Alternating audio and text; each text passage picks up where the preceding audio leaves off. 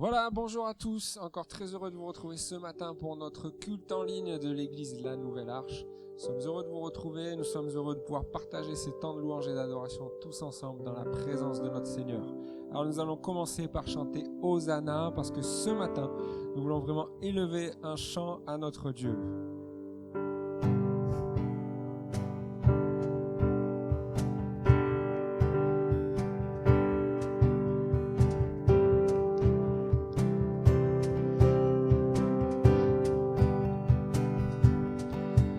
Un chant s'élève, les yeux se tournent vers toi,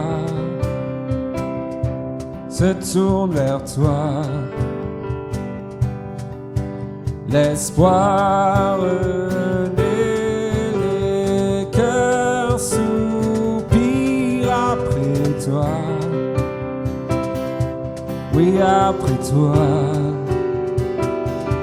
En te voyant, nous retrouvons la force de vie. Et quand nous sommes en ta présence, nos craintes fuient, elles s'enfuient.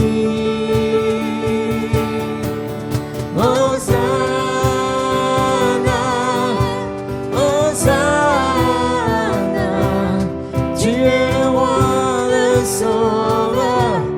À toi la gloire et l'honneur. Hosanna, Hosanna, nous t'accueillons parmi nous. Sois le bienvenu, ô Jésus. Entends le son des cœurs qui reviennent à toi.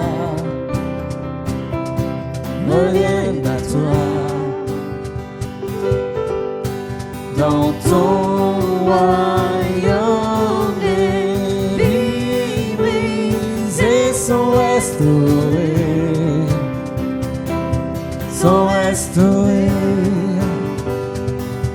En te voyant, nous retrouvons la force de vie.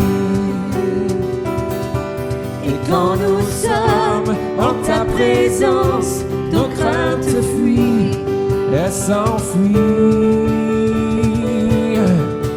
Hosanna, Hosanna, tu es le roi, le sauveur. À toi la gloire et l'honneur. Hosanna,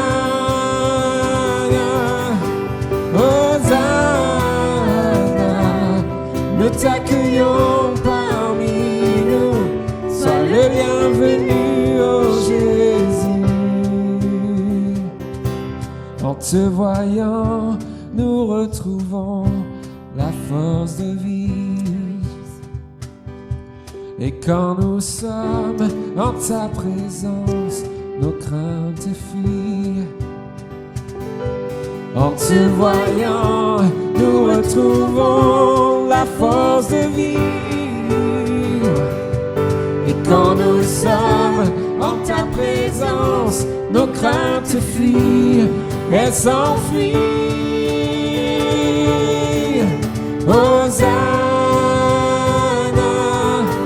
Hosanna, tu es le roi, le sauveur. À toi la gloire et l'honneur. Hosanna, Hosanna, nous t'accueillons parmi nous. Sois le bienvenu, ô Jésus. Alléluia.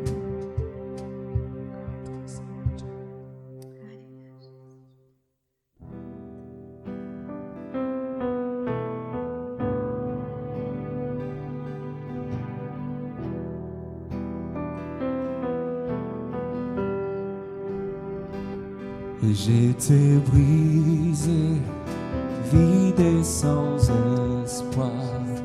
Ta grâce m'a trouvé, m'a restauré.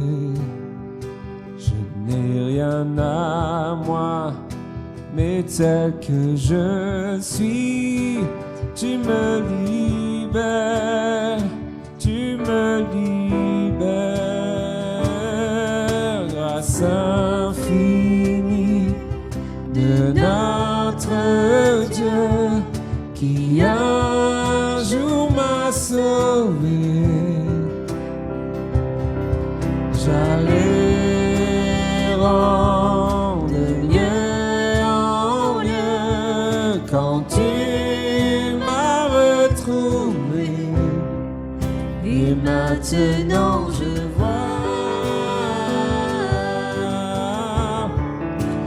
vois l'amour, la grâce dans tes yeux, donnant ta vie pour moi,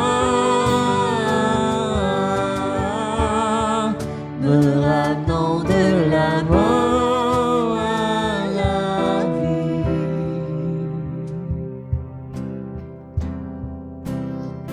Tu prends nos échecs, tu prends nos erreurs, tu places nos trésors dans des vases d'argile. Oh, prends mon cœur, Père, je veux te servir pour que tout soit ta vie en moi. Grâce infinie de notre Dieu qui un jour m'a sauvé. J'allais rendre de lieu en lieu quand tu m'as retrouvé. Et maintenant je vois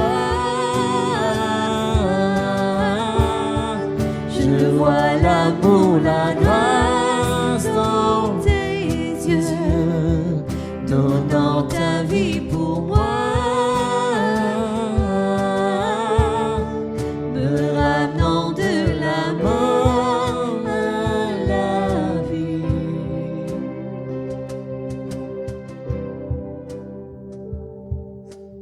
Amen. Amen. Te remercions, Seigneur. Ta présence, Jésus. Nous te remercions, Seigneur, pour ton nom dans nos vies. Nous te remercions parce que tu es notre ami, Seigneur. Et ce matin, nous voulons vraiment te célébrer, Jésus. C'est vraiment ton nom que nous voulons célébrer, Seigneur, dans nos vies, Jésus.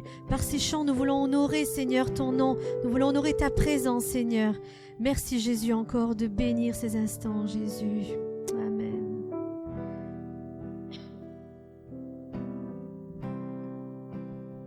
Saint-Esprit, nous t'accueillons parmi nous en cet instant. Que nos vies resplendissent de ta gloire. Dès maintenant, Saint-Esprit descend. Ô Saint-Esprit descend. Ô Saint-Esprit descend. Ô Saint-Esprit descend.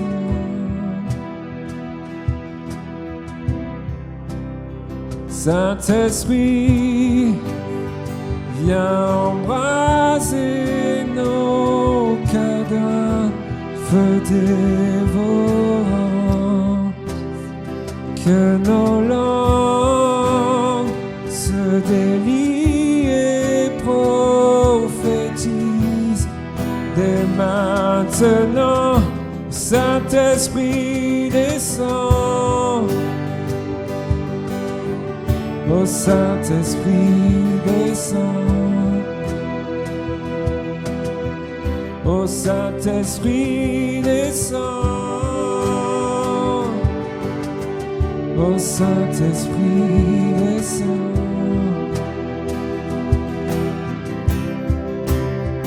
Rends-nous saints, rends-nous purs.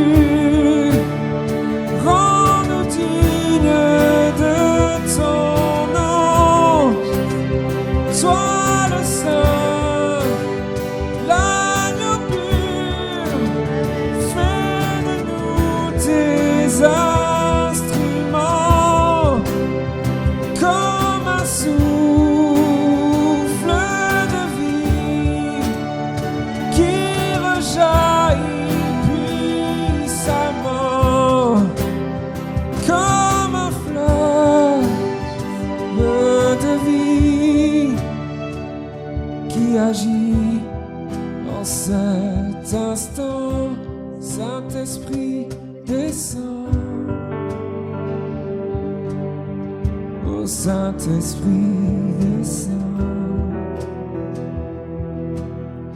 Ô Saint-Esprit, descends. Ô Saint-Esprit, descends. Ô Saint-Esprit, descends. Ô Saint-Esprit, descends.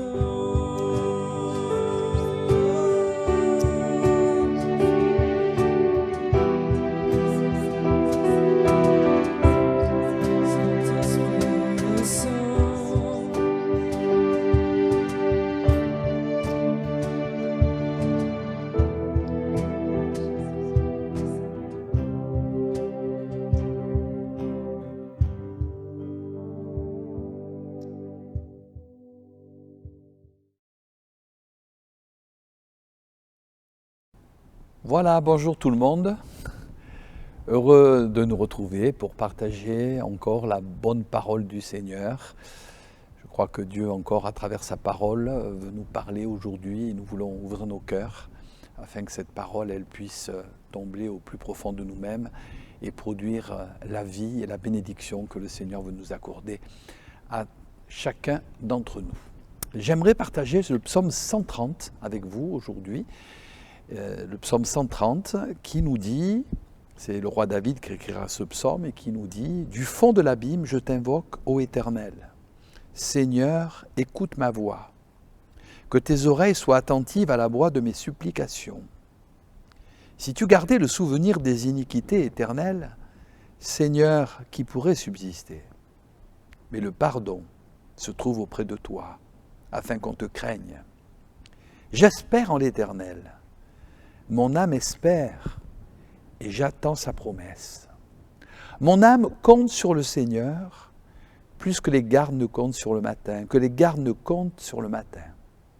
Israël, mets ton espoir en l'Éternel, car la miséricorde est auprès de l'Éternel et la rédemption est auprès de lui en abondance. C'est lui qui rachètera Israël de toutes ses iniquités. Amen. C'est le roi David qui a écrit ce psaume qui est un chant appelé et faisant partie appelé psaume de l'Ascension et faisant partie des cantiques des degrés ou psaume de Mahalot que les pèlerins chantaient lorsqu'ils montaient à Jérusalem pour adorer à l'occasion des 3 grandes fêtes juives, la fête des pains sans levain, la Pâque, la fête des semaines ou des poissons, la Pentecôte, et la fête du tabernacle, ou Yom Kippour, pour le Nouvel An juif, le jour du grand pardon. Les Israélites donc montaient à Jérusalem au retour de la captivité de la Babylone et chantaient aussi ce cantique, ces psaumes. Les psaumes 120 à 134 font partie des 15 cantiques des degrés qui, selon une autre interprétation, font penser aux 15 marches accédant au parvis d'Israël dans le temple, où ces psaumes étaient également chantés. Le titre du psaume 130, je crois que c'est un titre d'actualité, c'est là que je veux vous amener ce matin, c'est « Savoir attendre jusqu'au matin ». Au verset 5 et au verset 6, il est notamment écrit, et c'est David qui le dira, « J'espère en l'Éternel, mon âme espère en l'Éternel, et j'attends sa promesse. Mon âme compte sur le Seigneur, plus que les gardes ne comptent sur le matin, que les gardes ne comptent sur le matin. » L'attente. Rester dans un lieu, dans une situation, jusqu'à l'arrivée d'un événement, d'une personne, d'une chose, c'est ça l'attente. Depuis 2 mois, on attend, on est confiné. Alléluia, demain, on va vivre une autre phase, on va pouvoir sortir, tout en respectant bien sûr ce que nos autorités nous disent Mais depuis 2 mois, eh bien, on attend. Et je pense que pour beaucoup, c'est pas facile. Hein. L'attente, c'est une position inconfortable, je crois, que nous n'aimons pas vivre. Pourtant, il nous arrive, comme nous arrivait là ces derniers temps à tous, de l'expérimenter un jour, et on l'a vécu ces dernières semaines, il nous faut attendre. Et le Seigneur nous dit dans sa parole, il est bon d'attendre. Donc l'attente, aux yeux de Dieu, c'est bon, c'est salutaire. Et on va voir pourquoi Dieu permet l'attente dans nos vies. Avec Dieu, c'est toujours pour le bien. Et même si ça nous dépasse, même si nous ne comprenons pas, même si ces quelques semaines, il y a eu comme un stop, comme un arrêt, et au-delà, c'est un arrêt de Dieu, eh bien, je pense que c'était permis, hein, ce temps d'attente, c'était permis peut-être pour que nous puissions, pour nous chrétiens, nous remettre dans sa parole, nous remettre en question pour ensuite avancer dans ce que le Seigneur a prévu pour nos vies. Tous les hommes de Dieu ont attendu, ou ont dû attendre. Dans la parole de Dieu, nous a parlé de ce vieux Siméon, cet homme juste et pieux, qui attendait la consolation d'Israël, et l'Esprit Saint était sur lui. Et lorsque Jésus a été présenté dans le temple, mais il a dit maintenant je peux partir parce que ça y est, mes yeux ont vu ton salut. En voyant ce petit enfant, il a compris que c'était lui le Messie promis. Mais il a attendu. De même de cette prophétesse Anne, cette vieille prophétesse de 84 ans qui louait Dieu et parlait de Jésus à tous ceux qui attendaient la délivrance de Jérusalem. Et ils attendaient quelque chose, et bien ils disaient, ça y est, il est venu, c'est Jésus, hein, c'est le Sauveur, c'est le Seigneur. Devant le ministère de Jean-Baptiste, dans la parole de Dieu, il nous est dit que le peuple était dans l'attente et se demandait en eux-mêmes si Jean-Baptiste n'était pas le Christ. Et vous connaissez, pour nous qui connaissons la parole de Dieu, Jean-Baptiste dit, non, celui qui vient après moi, il est beaucoup plus grand que moi et je ne suis pas digne de délier la courroie de ses souliers. Mais le peuple, il était là, dans l'attente, il attendait quelque chose. Élie, dans l'Ancien Testament, ce juge d'Israël qui avait laissé faire ses fils et qui a, à cause de cela, été rejeté par Dieu, il nous est dit, lorsque l'homme de Benjamin arriva, pour mentionner la prise de l'arche par les Philistins et la mort de ses 2 fils, Ophni et Phiné, Élie était dans l'attente, assis sur un siège, près du chemin, car son cœur était inquiet pour l'œuvre de Dieu. Saül, ce roi, il attendit 7 jours selon le terme fixé par Samuel, mais Samuel n'arriva pas, nous dit la parole de Dieu, à Gilgal. Le peuple se dispersa de Saül, alors Saül, il a pris le devant, il offre l'holocauste, les sacrifices d'action de grâce, et parce qu'il n'a pas su attendre jusqu'au bout, ben, il est rejeté. Dieu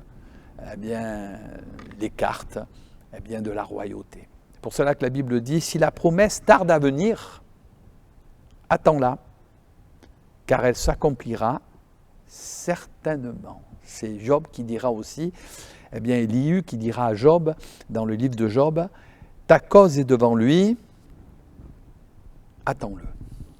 L'attente.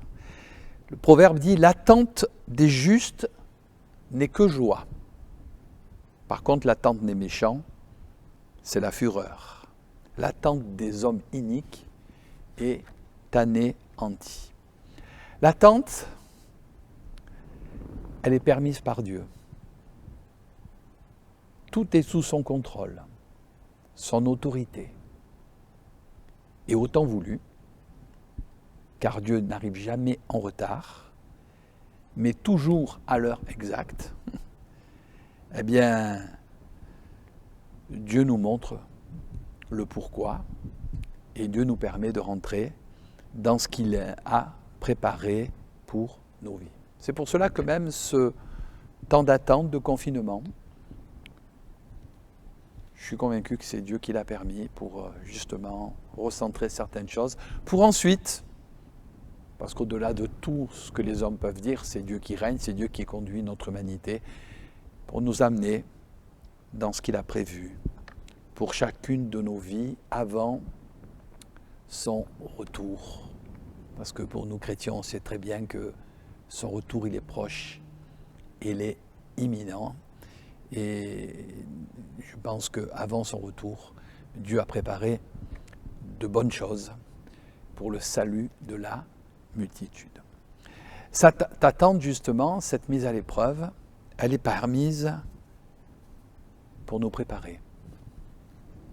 Nous préparer. Un petit peu comme ces serviteurs qui se préparent pour attendre la venue de leur maître. Et le Seigneur leur dit que vos reins soient sains et vos lampes allumées.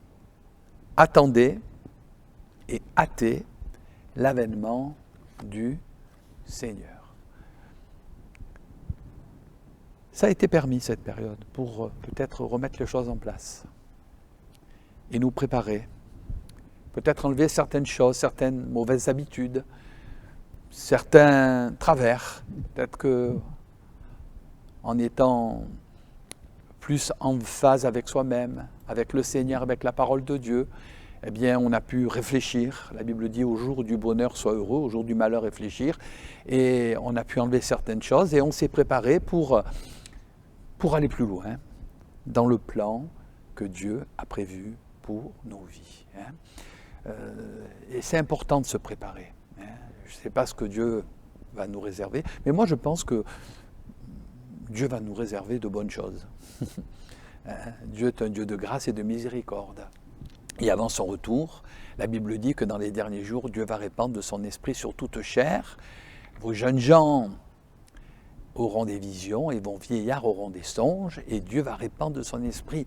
Il faut qu'avant que Jésus ne revienne, ceux qui doivent entrer dans le salut de Dieu rentrent. Et je pense que peut-être Dieu a permis, même pour nous chrétiens, ce temps de confinement pour nous préparer à être beaucoup plus efficaces dans l'œuvre à laquelle le Seigneur va nous appeler pour le salut de la multitude. Et peut-être que ça a permis à quelques personnes qui s'étaient laissées prendre par l'activisme, par la vie d'aujourd'hui, de s'arrêter et de revenir à l'essentiel.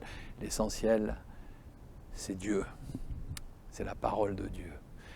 Et de peut-être le chercher d'une manière un peu plus forte afin de rentrer dans sa bénédiction. Donc l'attente, elle est permise par Dieu pour nous préparer. Et puis elle est permise par Dieu aussi pour développer en nous les vertus chrétiennes, les fruits de l'esprit, que Dieu veut que nous développions pour sa gloire. Les fruits de l'esprit tels que la foi. La foi qui est une ferme assurance des choses qu'on espère, une démonstration de celles qu'on ne voit pas, qui est plus qu'un don, mais qui est un fruit.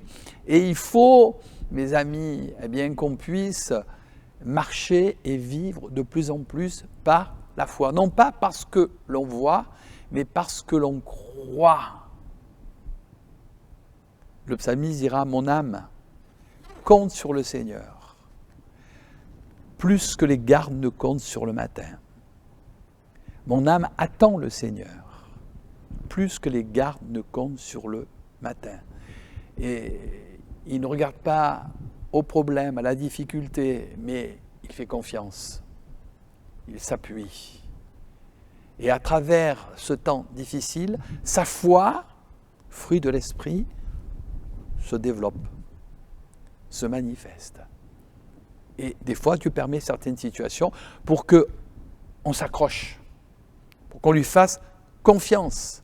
Dans l'Épître aux Romains, il nous est dit « La nuit est avancée, le jour approche, dépouillons-nous donc des œuvres de ténèbres et revêtons les armes de la lumière. » Apprends à faire confiance au Seigneur. Si Dieu a permis peut-être ce moment, c'est pour que tu laisses tomber tous tes arguments humains et que simplement tu lui fasses confiance. Dieu, je te fais confiance. Je compte sur toi. Jusqu'à ce jour, tu as conduit ma vie, tu vas continuer et tu as de bonnes choses pour moi si simplement je marche avec toi. La foi, la patience, apprendre à attendre, à être patient. Jacques dira, soyez donc patients jusqu'à l'avènement du Seigneur. Voici, le laboureur attend le précieux fruit de la terre, prenant patience à son égard, jusqu'à ce qu'il ait reçu les fruits de la première et de l'arrière-saison. Vous aussi, soyez patients, affermissez vos cœurs, car l'avènement du Seigneur est proche. Déjà, la patience du Seigneur, elle est notre salut. Et on a besoin, dans l'œuvre de Dieu, d'user de patience. Dieu fait toutes choses belles en son temps. Et des fois, le temps de Dieu, ce n'est pas notre temps. Et c'est pour cela qu'il faut savoir attendre. Il est bon d'attendre en silence le secours de l'Éternel. La patience et puis la maîtrise de soi. On se tient. Il est bon d'attendre en silence de l'Éternel. Il est bon d'attendre en silence le secours de l'Éternel. Il se tiendra solitaire et silencieux parce que l'Éternel le lui impose. Et dans ces temps d'attente, ça nous permet de nous recentrer et d'arrêter de nous agiter. Seigneur, je te fais confiance. Je compte sur toi. Ensuite, eh bien Seigneur,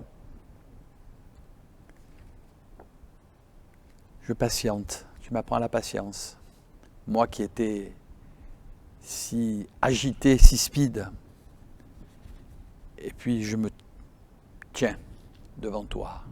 J'apprends à dominer mes émotions, mon caractère, mon sentiment. L'apôtre Paul dira à Timothée, « Mais toi, sois sobre en toutes choses, supporte les souffrances, fais l'œuvre d'un évangéliste, remplis bien ton ministère. » Et pour cela, Dieu permet l'attente. On est en stand-by, on attend. Mais à travers tout ça, Dieu travaille nos cœurs. Dieu travaille nos vies.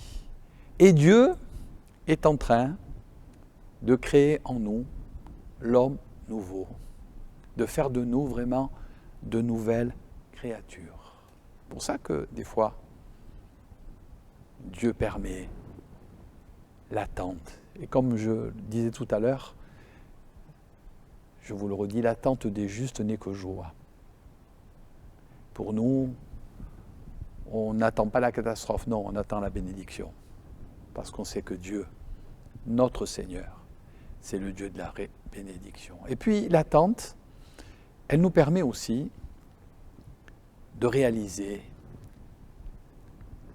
qui est Dieu, qui est ce grand Dieu, vivant et vrai, qui est créateur du ciel et de la terre, qui se révèle en son Fils Jésus-Christ. D'abord, c'est un Dieu qui est saint.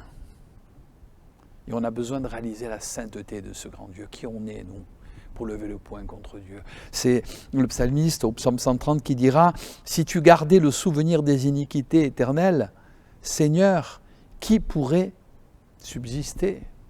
Qui on est, mes amis? Pour cela que le Seigneur dira « Quiconque prononce le nom du Seigneur, qu'il s'éloigne de l'iniquité. » Faisons attention quand on parle de ce Dieu vivant et vrai à la légère. Oh, le bon Dieu, s'il y avait un bon Dieu, et pourquoi c'est ça? C'est Dieu, c'est le Créateur. Il est. Et moi, je passe. Je ne suis pas grand-chose. J'ai besoin de réaliser sa sainteté, ce qu'il est. Sa sainteté, mais ce qu'il y a d'extraordinaire, c'est que non seulement il est saint, mais il est plein de grâce et de miséricorde. Et au verset 4, il nous est dit, si tu gardais le souvenir d'iniquité, Seigneur, qui pourrait subsister, mais le pardon se trouve auprès de l'Éternel, afin qu'on le craigne. Quelle grâce, mes amis, de réaliser ces choses. Car l'Éternel Dieu est miséricordieux, compatissant, lent à la colère, riche en bonté et en fidélité, qui conserve son amour jusqu'à 1000 générations, qui pardonne l'iniquité, la rébellion et le péché, mais par contre qui ne tient pas le coupable pour innocent, qui punit l'iniquité des pères, mais un Dieu au-delà de tout, eh bien, qui est miséricordieux, compatissant. Si on sait reconnaître ces erreurs. Et peut-être cette attente, ça a permis de nous remettre devant Dieu et de dire, bon, il y a des choses que j'ai besoin d'enlever. Pardonne-moi, Seigneur. Et dans ta grâce, relève-moi. Toi, ce Dieu de grâce et de miséricorde. Et je suis sûr que si on l'a fait, Dieu nous a restaurés, Dieu nous a relevés, nous a amenés dans le plan qu'il a prévu pour nos vies. C'est pourquoi, et je conclus, dira l'apôtre Pierre, bien-aimés, en attendant ces choses, appliquez-vous à être trouvés par lui, sans tache et irréprochable dans la paix. Car nous attendons de Dieu pour notre Église, pour notre ville, pour notre famille, le meilleur. Dieu a encore de bonnes choses pour nos vies. Et je pense qu'on a besoin de le réaliser et ce temps d'attente, ça a permis de recadrer et d'aller à l'essentiel. Que Dieu, à travers ces quelques paroles, parle à nos cœurs et ne soit pas énervé d'être passé par ce temps, le confinement. Mais dis merci Seigneur. Tu m'as arrêté pour que je fasse le point et j'en avais besoin. Merci Seigneur parce que dans le fond ce mal, il a été un bien pour ma vie. Il a permis de me remettre devant toi, devant l'essentiel, de laisser tomber toutes ces préoccupations humaines, charnelles qui dans le fond n'apportent rien. Alors Seigneur, merci parce que je veux le rectifier. Et si tu m'ouvres à nouveau les portes, c'est pour avancer dans le plan que tu as tracé pour ma vie. Merci Seigneur, parce que tu as pour moi de bonnes choses. Et je sais que dans les jours, dans les semaines à venir, je vais y rentrer. Et je vais pouvoir te servir encore plus efficacement pour ta gloire. Amen. Amen. Merci Seigneur. Oui, tu conduis toutes choses. Tu diriges toutes choses. Tu es le maître des temps, des circonstances, et même si tu permets parfois l'attente, le confinement pour nos vies, c'est pas gratuit. C'est parce que tu veux parler à nos cœurs. Et je crois qu'à travers ces temps de confinement, ces temps d'attente, tu as su parler à chacun de nos cœurs. Et à travers cela, nous avons pu grandir et développer en nous ces vertus chrétiennes, telles que la foi, la patience, la maîtrise de soi. Nous avons pu les développer pour ensuite pouvoir rentrer dans ce que tu as prévu pour nos vies, pour nos familles, pour notre pays. Merci Seigneur pour ta parole qui est la vérité. Merci Seigneur parce que tu es un Dieu de grâce et de miséricorde. Et tu as encore de bonnes choses pour nous, pour l'avenir. Merci Seigneur. Et à ton nom soit toute la gloire.